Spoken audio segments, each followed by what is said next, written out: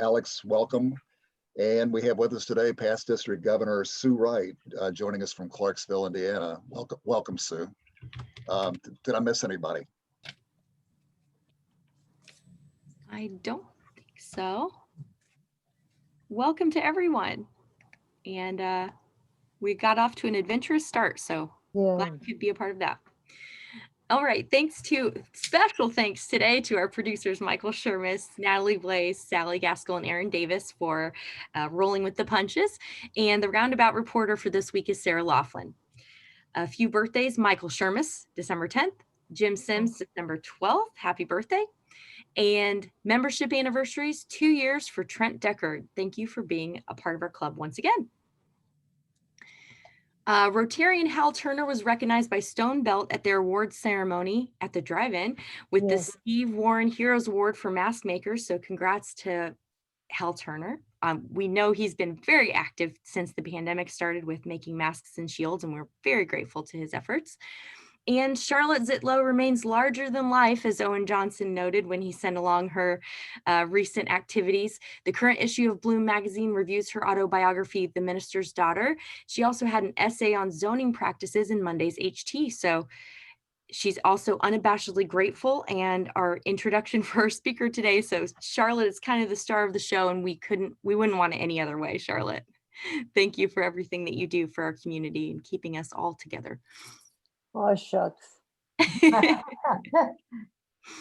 Anyway, is it time to introduce Ross? Not quite. We're a little behind, but we've got a few things to do before. And I hope that Ross joined us again. We had some issues there, and I think he's back, but trying to get him in now. Okay. We have a special presentation. Mike Baker, take it away. Okay, thank you. Good afternoon, everybody. It's been a while, but I'm sure you remember that the presentation of the Paul Harris Fellow recognition is the Rotary Foundation's way of expressing its appreciation for a substantial contribution to the Rotary Foundation. The Paul Harris Fellow is named after the founder of Rotary, Paul Harris. Today, I'm happy to present the Paul Harris Fellow designation and pin to a current member of our club, who I think maybe Santa Claus is going to be delivering this according to what I can see on the screen. So I'm happy to mention that Lance Eberly is going to be recognized today. As most of you know, Lance has been a strong supporter of our club, the Rotary District. He's served on membership and foundation committees, and one of those Rotarians where when you need help, Lance is usually there. Today, Lance will receive his Paul Harris Fellow +2 designation. Lance, please accept our congratulations and sincere thanks for your commitment to our common goals of world understanding and peace, and your amazing support of our club. Everyone, please join me in recognizing Lance Eberly, Paul Harris Fellow +2. Good. Thank you, everyone. And you may want to make sure that Santa gets it by December 10th, because I think deliveries are running behind. Thank you so much, Lance, and congratulations. Volunteering and special events happening in the community. Wheeler Mission is having their silent auction this Thursday. It's called Silent Night. It'll take place on Thursday evening, December 10th between 6 and 8 p.m. And you can register for free at wheelermission.org/silent-night. We won't have time to probably get that out in the roundabout to you before it goes live. So I can have it added to the chat here so that you can log on. I'm going to hop on, and Chris Michael Morrison says there's lots of Christmas gifts to be picked up. So make sure to tune in. And we have an announcement on Salvation Army bell ringing from Steve Moberly. You're muted.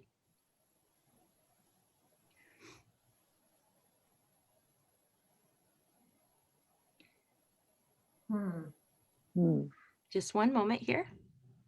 No? No, we can hear you now. Can you hear me now? Thank you. Yeah. Well, I'm back again today to talk about ringing the bells for the Bloomington Salvation Army. We've had a long tradition in this club to do that year after year after year. The money raised stays all in Monroe County and then Bloomington, to help children in need to receive some presents at Christmas and some warm clothing to get them through the cold Bloomington winter. First, I want to thank those who have already signed up to ring.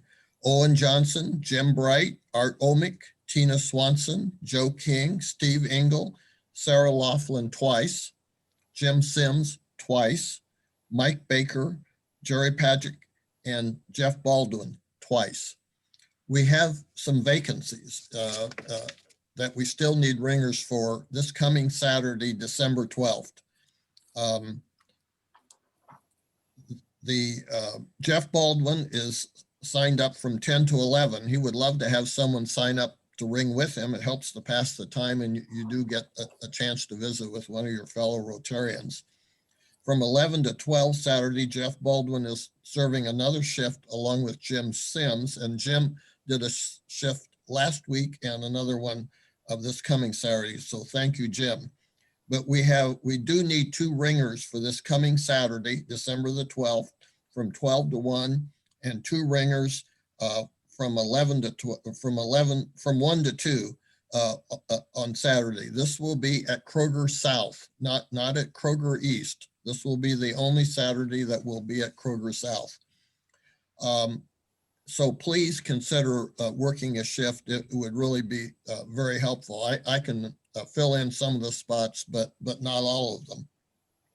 And also, we found out that the Purdue game Saturday, the IU game here in Bloomington, will be at 3:30.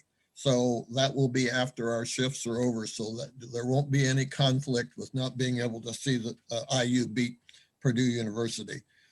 On Saturday, December 19th, no one has signed up for any of the 4 shifts. So we really need ringers for that Saturday. So please consider signing up.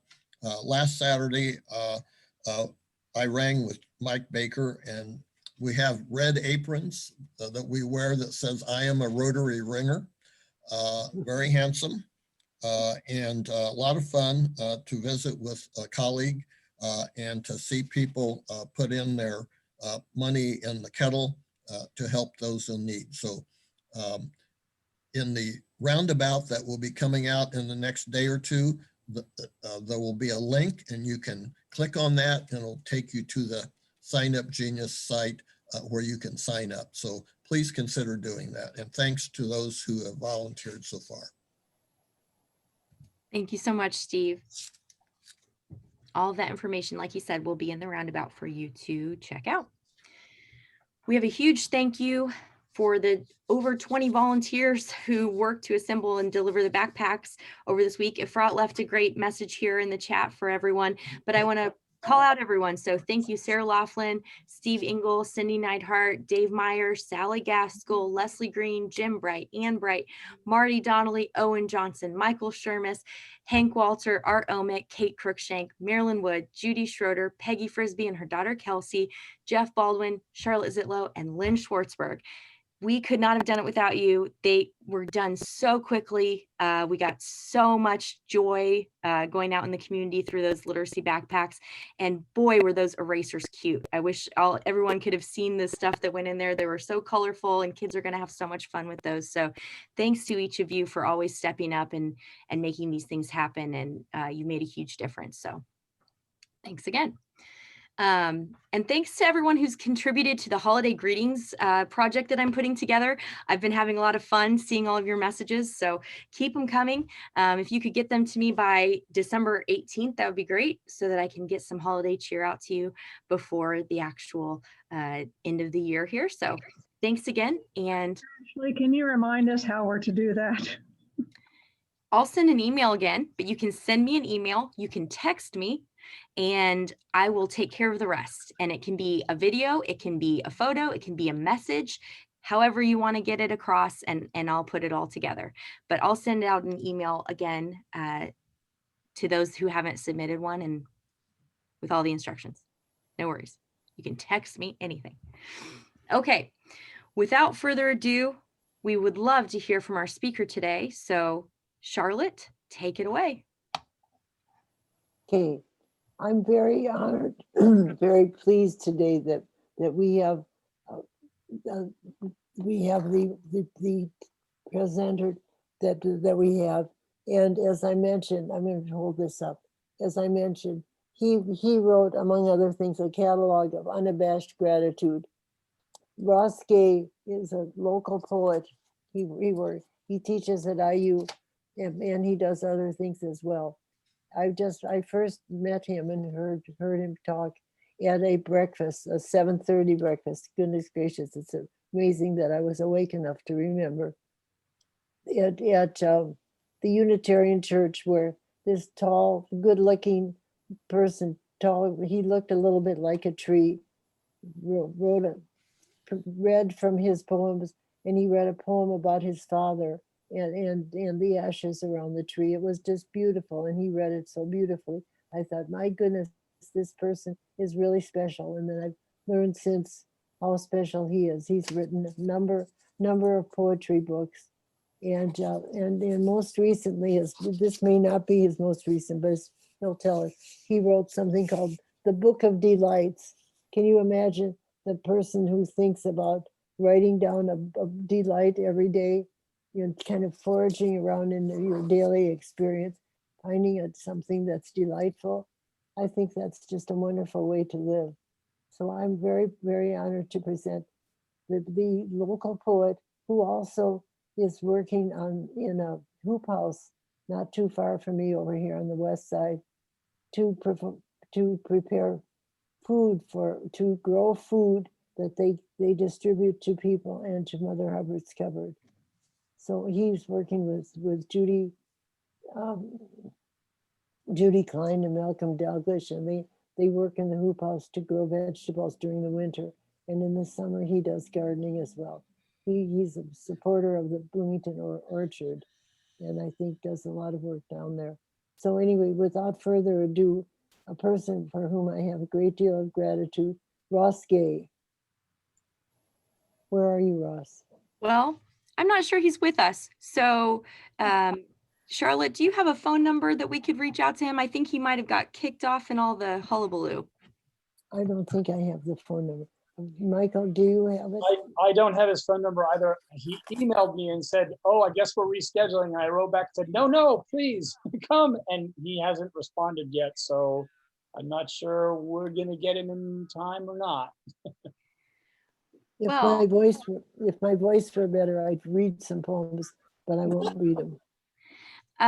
In the interim, Sally Gaskell, would you read some from the Book of Delights that you have before you? And we will try to get Ross back into the meeting, but we'll keep with the same spirit of the meeting here. Sure, President Ashley. Do you have the book? I do have the book right here. Great. So as Charlotte said, Ross decided a couple of years ago, to write down a delight every day. They were each essays. He said he did take a few days off. There are 102 of these. I'm gonna just open my book to number 9. It's called The High Five from Strangers, etc. So Ross, as Charlotte said, Ross is a nationally known poet, and this particular project of his was featured on one of the NPR programs, This American Life, as one of the best 10 programs that they have done over their multi-year history. But I think it's really terrific to remember that he's one of ours, he's local. So I chose this because it just opened to this page, but also it starts out as follows: The High Five from Strangers, etc. Today I was wandering the square of a small Indiana town where I gave a poetry reading at the local college. Oh, sorry, it's not about our small town, but it's about a different town in Indiana. Meh. Parentheses, a feature of the small town Midwest, a city hallish building in the center, always with some sad statue trumpeting one war or another. This one had a guy in one of those not very protective looking hats they call a helmet during World War I. He's carrying, naturally, a gun. Jana Osman's book, Public Figures, alerted me to the ubiquity of the gun, the weapon, in the hands of our statues. A delight I wish to now imagine and even impose, given that beneficent dictatorship of one's life anyway, is a delight. All new statues must have in their hands flowers or shovels or babies or seedlings or chinchillas. We could go on like this for a while, but never again guns. I decree it, and also decree the removal of the already extant guns. Let the emptiness our war heroes carry be the metaphor for a while. End parentheses. As I was finishing circling the square, I passed a storefront garage with a huge Make America Great Again sign. It was a foreign auto repair shop, and inside were mostly Toyotas and Hondas. I settled into the coffee shop where it seemed every other Black person in this town was hiding, every one of them offering me some discreet version of the negreeting, took my notebooks out and was reading over these delights, transcribing them into my computer. And while I was working, headphones on, swaying to the new De La Soul record, I noticed a white girl. She looked 15, but could have been, I suppose, a college student, standing next to me with her hand raised. I looked up, confused, pulled my headphones back, and she said, like a coach or something, "Working on your paper? Good job to you. High five."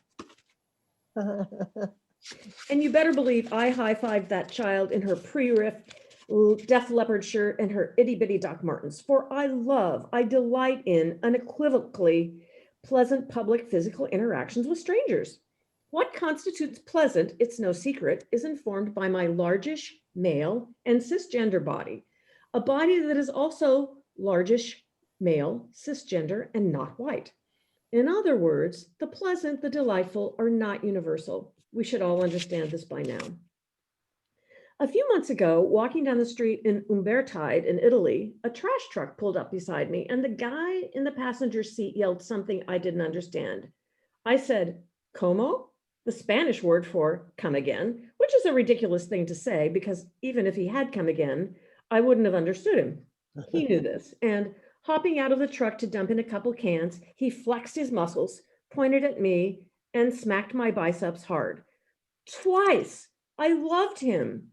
Or when a waitress puts her hand on my shoulder, forget it if she calls me honey, baby, even better. Or someone scooting by puts their hand on my back, the handshake, the hug. I love them both. Once I was getting on a plane and shuffling down the aisle, I saw sitting at the front of coach, reading a magazine, my great uncle Earl. I got down on my knees and put my hand on his forearm and said, "Uncle Earl, it's me, Ross." He looked at me kind of quizzically, as did the woman traveling with him, who did not look one bit like my Aunt Sylvia, which made me look back at my not Uncle Earl, who looked maybe like my Uncle Earl's second cousin 20 years ago. And though it was benign and no one was hurt, it was a little weird and they all looked confused. All the same, given his Uncle Earl died about 6 months later, I'm delighted I got to see him and touch him gently, lovingly, about 1,000 miles away. The end. Lovely. You should read more. That was a random. What can I say? I love that one so much. That's wonderful. Can you read more? Does anyone else have the book and want to offer their own reading? We have to have Ross back because he's such a wonderful reader. He's such I know. great voice. I've called him, so hopefully we'll hear back from him and he can help us close out the meeting. But as an interim, how about anyone sharing their own personal delights that they would write in their book of delights? Kind of a offshoot of Happy Dollars, but maybe a little bit more poetic. So Glenda, do you have one? On the Friday night after Thanksgiving, which is usually when we do the tree lighting, but of course this year we didn't, suddenly our doorbell rang and we went to the door and there were two children who are children of a friend of mine I used to work with. And they handed me a package they had made, because there wasn't tree lighting that night and they were missing their regular routine, they created a new one. They made apple butter and they were delivering them to people for Thanksgiving. And it was a delight. It was so extra special.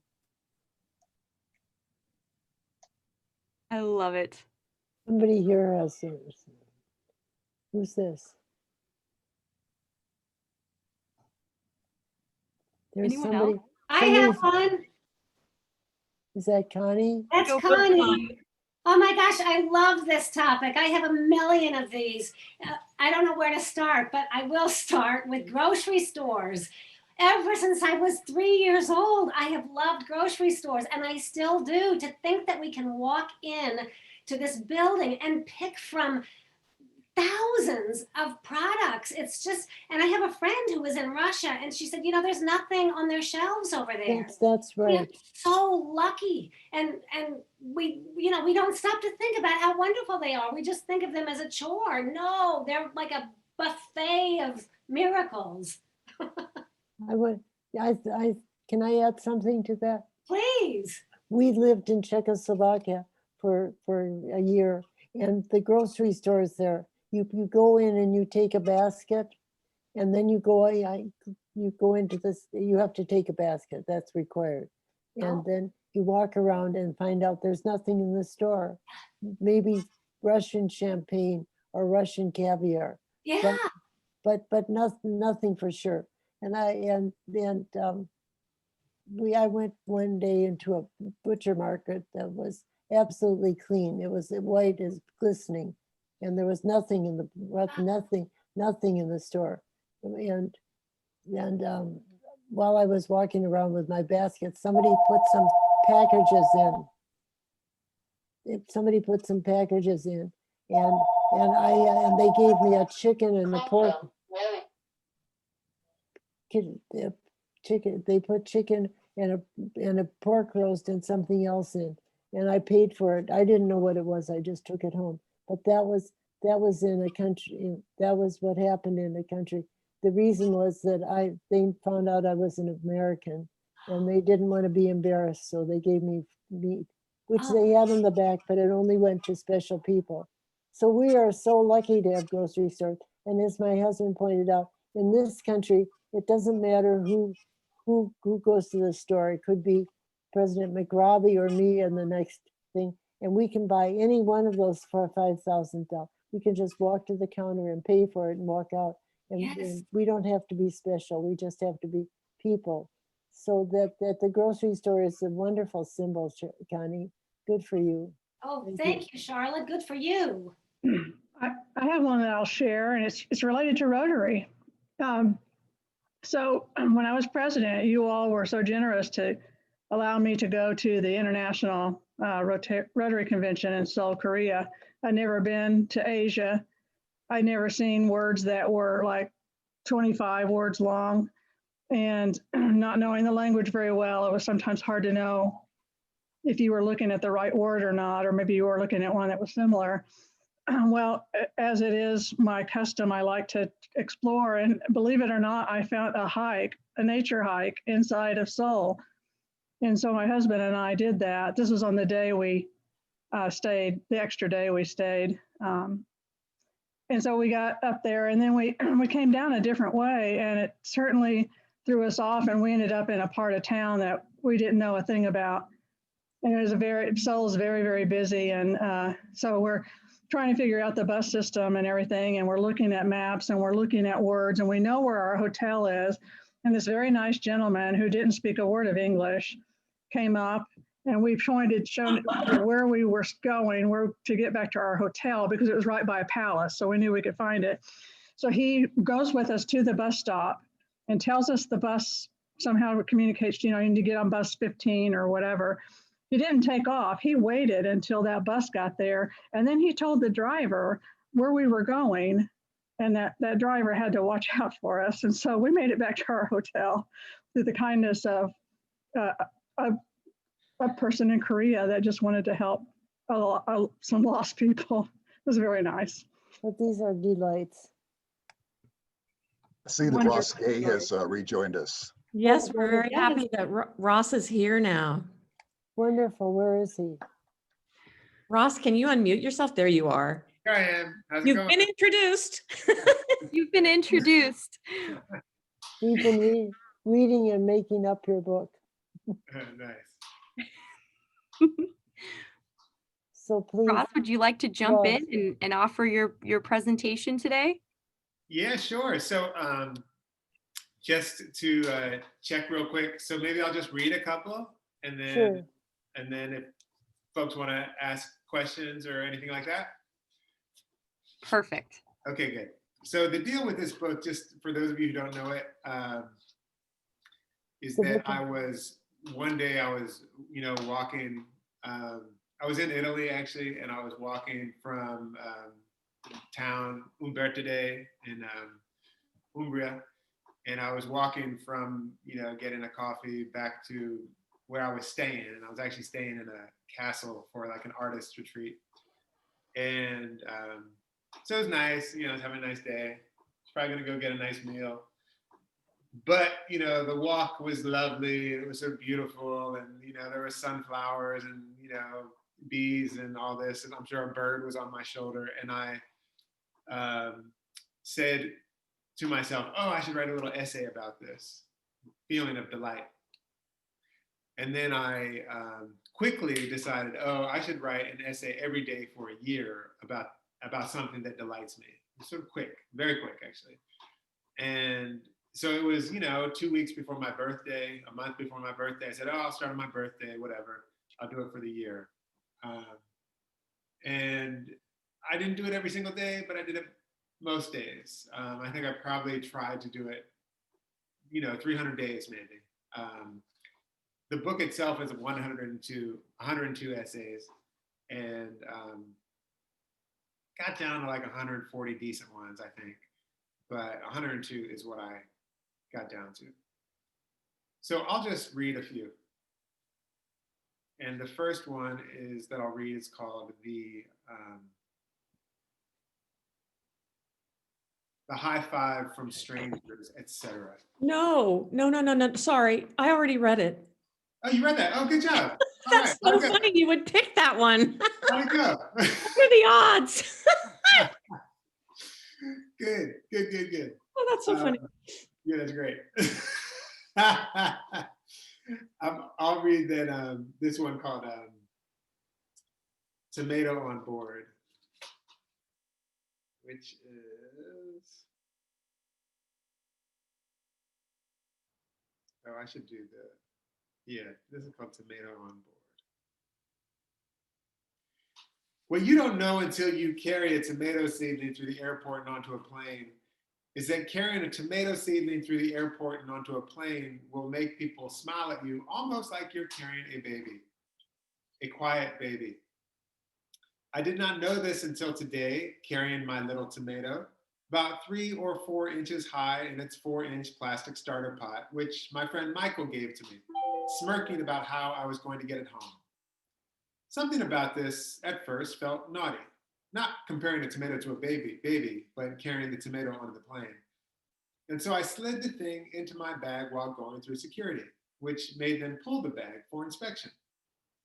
When the security guy saw it was a tomato, he smiled and said, I don't know how to check that. Have a good day. But I quickly realized that one of its stems, which I almost wrote as arms, was broken from the jostling. And it only had 4 of them. So I decided I better just carry it out in the open. And the shower of love began. It was a shower of love I also felt while carrying a bouquet of lilies through the streets of Rome last summer. People, maybe women especially, maybe women my age-ish and older especially, smiling with approval. A woman in a house dress beating out a rug on a balcony shouted, "Bravo!" An older couple holding hands both smiled at me and pulled into each other, knitting their fingers together. My showers might have been disappointed to know I was not giving the lilies to a sweetheart, but to my friends Damiano and Moira, who had translated a few of my poems into Italian and were so kind as to let me stay at their place a couple nights while I was passing through. On the way to the vegetarian restaurant Damiano's ex-wife owns with her partner, we walked by what I'm pretty sure Damiano said was the biggest redbud tree in the world. It stretched for yards, lounging periodically onto the mossy earth. Its beautiful black bark glistened by the streetlights. Though translation is an act of love, so my showers needn't be disappointed at all. Before boarding the final leg of my flight, one of the workers said, "Nice tomato," which I don't think was a come on. And the flight attendant asked about the tomato at least 5 times, not an exaggeration, every time calling it my tomato. "Where's my tomato? How's my tomato? You didn't lose my tomato, did you?" She even directed me to an open seat in the exit row. "Why don't you guys go sit there and stretch out?" I gathered my things and set the little guy in the window seat so she could look out. When I got my water, I poured some into the little guy's soil. When we got bumpy, I put my hand on the little guy's container, careful not to snap another arm off. And when we landed and the pilot put the brakes on hard, my arm reflexively went across the seat, holding the little guy in place, the way my dad's arm would when he had to brake hard in that car without seatbelts to speak of, and one of my very favorite gestures in the Encyclopedia of Human Gestures. And I'm gonna read this one. I was flipping, I saw it. It's such a, there's so much Bloomington in this one, which is kind of fun. It's called An Abundance of Public Toilets. All the titles, you know, this is a book of decent titles, I'd say. Good titles, I'm gonna say. An Abundance of Public Toilets. I don't mean this delight to diminish the dignity of violating absence of public toilets, public bathrooms in New York City, which is a failure and a carelessness, a ruthlessness, in fact, that reminds me somehow that ours is a country where property is more valued than people are. Nor do I want this delight, which was occasioned by the lavatorial deprivation New York City is, which every one of you has a friend with a bad story about, to be a delight about deprivation. Though it might be that deprivation and the alleviation or deprivation of that deprivation is one of the sources of delight. Source is the wrong word. One of the flashlights upon delight, the unveilers, the ticklers. Some word that explains how delight originates in the delighted is what I mean, and is simply stimulated or awakened. Not too long ago, I was buying some lumber at the local hardware store to build a raised bed.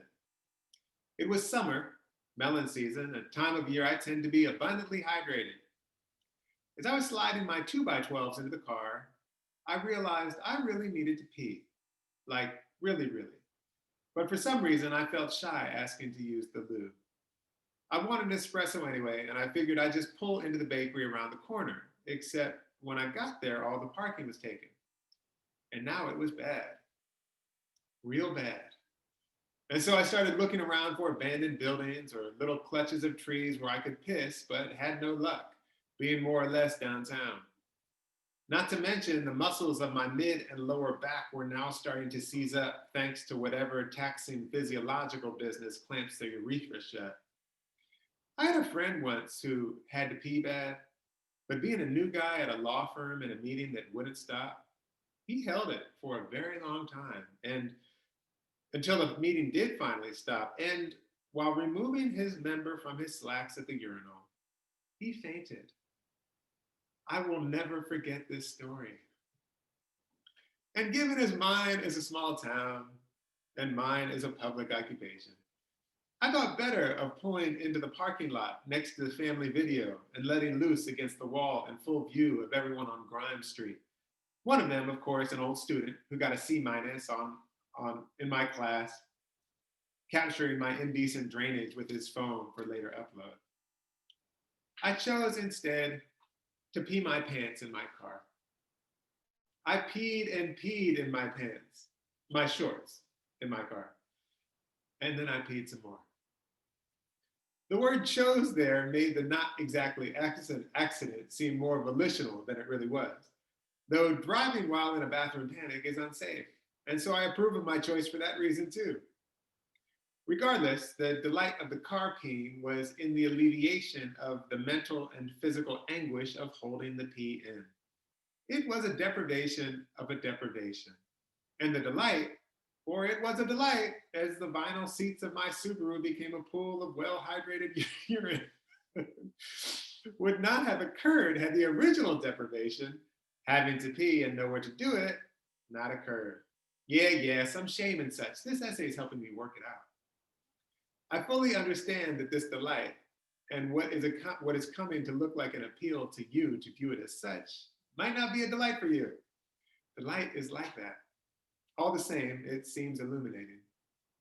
And so it was that when I was in Greenwich Village, again well hydrated, but this time from coffee, without a bathroom, and asked the barista where he might urinate if he couldn't pee in the place where he just spent $4.50 for a short fucking Americano, he pointed to the park across the street, which had a porta potty. When I entered, I found that it was a very clean porta potty. And urinating, I noticed for the first time, standing up and kind of tall like I am, that the tops of porta potties have screens that you can look out of, which I did, like I was in a confessional, like I was a priest, watching the parishioners walk by as the noon bells to the nearby church started to ring. And maybe I'll read one more, if that sounds good.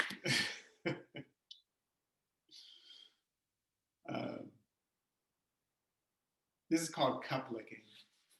Cup licking. Today I found myself, I adore that construction for its Whitmanian assertion of multitudinousness. Licking the little remnants, little stains, from the coffee dribbling down the rim of the cup. More fastidious than lascivious, kind of cleaning the cup, like a raccoon. The first time I noticed someone doing this, it was my friend, my professor, Susan Blake. I was back at Lafayette College on a teaching fellowship, and we were meeting over lunch to talk about me co-teaching the Invisible Man unit. She got a warm up on her coffee as we were eating dessert, pumpkin pie, I think, and I noticed her lick the cup, unself-consciously removing the dribble stains. I can't recall if she looked to see how thorough a job she did, though I usually do, and I will touch up where I've missed. Nor do I recall if she licked the cup more than once, though I assume she did, since I do, and she was my teacher in licking the cup. I think I wondered when she licked the cup, dragging her broad tongue against the porcelain, if she was flirting, if cup licking was a way middle-aged people communicate desire. Being a middle-aged person now, it's no surprise that I worry that any odd gesture might smuggle with it the possibility for misperception as flirting with beginning-aged people, some of whom I teach, and that, friends, is a losing battle. By which I mean to say, I don't think she was flirting, and if I lick the cup while in the presence of students, I do it surreptitiously, and never, God forbid, while making eye contact. When Professor Blake, which she forbade me from calling her and so made me a kind of adult, when Susan generously read the first 2 chapters of my dissertation, she asked me, without meaning to hurt my feelings, if I spent anywhere near as much time on my prose as I do my poems. When she handed the 60 or so pages back, all sliced up with red pen comments, she also handed me a handbook kind of book called Writing Prose, 9th edition, with the ugliest teal cover ever. How do we thank our dead teachers? That's how that ends.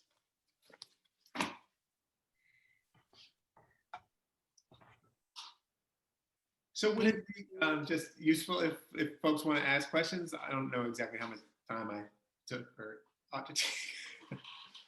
We could take a question or two, and then would you have a few moments to stay after to answer any questions when we close the program? Okay. Yeah. Anyone have a question for Ross?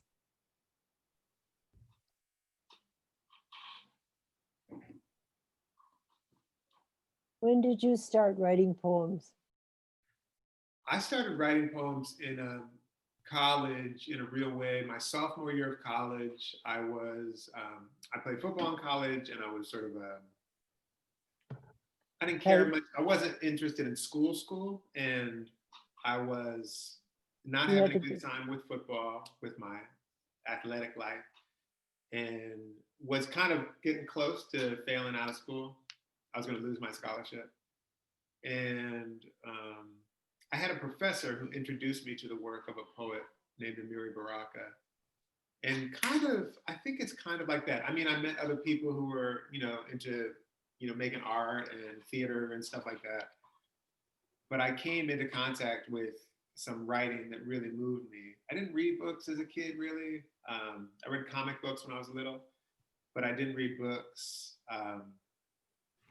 as a kid. So I wasn't one of these people who knew when they were a child they were going to be a writer. I wanted to be like a professional football player or something. But that professor, David Johnson is his name, he introduced me. He asked me to give a presentation actually on this poet. And then after that, I think it was kind of like clockwork. I really thought, oh, this is amazing. I want to do this. Yeah, so I was about 19, I guess. I have a question, Ross. Yeah. I don't know if you've had a chance to see the chat box, but from Owen, he says, Ross Gay is amazing. If you ever have the chance to take a class from him, do it. He is the most inspiring, caring, and talented professor I've ever had, etc. He goes on. Can you tell, it's hard, I think, to be a patient, caring professor teaching 20-year-olds. Can you tell us what that's like? Well, yeah, I think if there's a bunch of things that maybe, teaching is one of my favorite things to think about and talk about. So if I go too long on this, I'm going to try to. But I mean, I've been trying very hard to sort of imagine the classroom as a site of like, like a lab, as I call it sometimes, a lab of wonder and care. And so if we come into a class and maybe there's a set of approximate questions that we share, and maybe the approximate questions are something like, the name of the class maybe is called Writing Poetry 300, I don't know. Okay, so the question is about writing poetry. But there's kind of, the way I think of school is that there's two other questions always that are interesting to me. And the first one is like, how do we be together and take care of one another? And the second question is,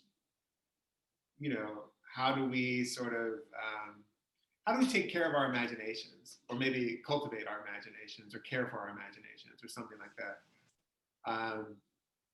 So my classrooms, they look like, they might often look more, it's been a long time since I've been in like an elementary school art class, but they might look a little bit like that. We do a lot of drawing, we do a lot of, basically what I try to do is set up the conditions so that all of us in the class are invited to do things that we would no sooner have tried to do them otherwise. So for instance, this semester, it's a grad class, but it's the same thing I would do with an undergrad class. We needed to make a movie that was this is one of several exercises, between 6 and 7 minutes long. The sycamore tree up in Rose Hill Cemetery was the protagonist. There had to be like found text. There had to be choreography. There had to be, 2 or 3 other things. In a class, when that's a kind of exercise that you have, first of all, the first feeling is probably like, oh, I can't do this. And then the second thing is like, well, but I'm going to do it. You're going to make something that you never would have imagined making. And I never would have imagined anyone making. So I try to like sort of offer exercises like that, the possibility for people to do things that are, that they could not otherwise have imagined doing, and also to make the space a place where we're really deeply studying how to be in community with one another, which means being curious and being forgiving and being sort of tender. It also, frankly, calls into question all of the things like giving grades and evaluating and competition, which in my classes, we do our best to sort of just, try to understand to some extent what that is and why we're not doing that. We're not doing that. What we're here to do is think hard, study taking care of each other, and care for our imaginations. That's how I think about teaching. That's the introductory summary. That's a great question. Thank you for that. Thank you so much, Ross. We're going to officially close the program, and then we'll have some time after for a few more questions, but quick break. So in honor of your presentation today, we will be giving a donation to Amethyst House. Oh, great. Program. Next week, which is our last program of the year, December 15th, will feature Radhika Parameswaran and Pallavi Rao from the IU Media School. They're going to be talking about Vice President-elect Kamala Devi Harris, the significance of her biracial, bicultural, and immigrant identities. Thanks so much. Now let's share the four-way test with one another to close our meeting.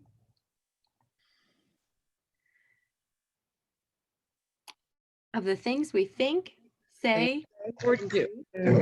First, Is it the truth? second, Is it fair to all concerned?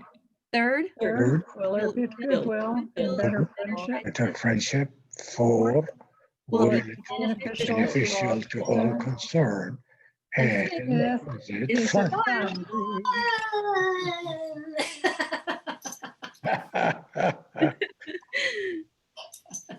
Okay, does anyone have another question for Ross?